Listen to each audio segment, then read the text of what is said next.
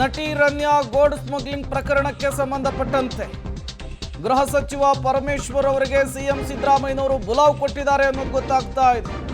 ಪರಮೇಶ್ವರ್ ಅವರನ್ನು ಕರೆಸಿಕೊಂಡು ಸಿಎಂ ಸಿದ್ದರಾಮಯ್ಯನವರು ಈ ಪ್ರೋಟೋಕಾಲ್ ಉಲ್ಲಂಘನೆಯ ಬಗ್ಗೆ ಇಂಚಿಂಚು ಮಾಹಿತಿಯನ್ನು ಪಡೆದುಕೊಳ್ಳುವುದಕ್ಕೆ ಮುಂದಾಗ್ತಿದ್ದಾರೆ ಅನ್ನೋದು ಗೊತ್ತಾಗ್ತಾ ಇದೆ.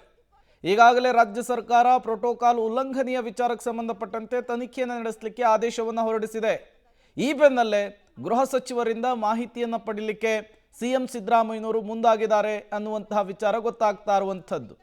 14 kg ಚಿನ್ನವನ್ನು ದುಬೈನಿಂದ ತರ್ತಾ ಇದ್ದಂತಹ ಸಂದರ್ಭದಲ್ಲಿ ನಟಿ ರನ್ಯಾ ರಾವ್ ಲಾಕ್ ಆಗಿದ್ದಾರೆ. ಈಕೆಗೆ ಪೊಲಿಟಿಕಲ್ ಲಿಂಕ್ ಇರುವಂತಹ ವಿಚಾರಕ್ಕೂ ಕೂಡ ರಾಜಕೀಯ ಜಟಾಪಟಿ ಜೋರಾಗ್ತಾ ಇದೆ. ಇದರ ನಡುವೆ ಸಿಬಿಐ ಮತ್ತು DRI ಇನ್ವೆಸ್ಟಿಗೇಷನ್ ಅನ್ನು ಕೂಡ ಚುರುಕುಗೊಳಿಸಿದೆ.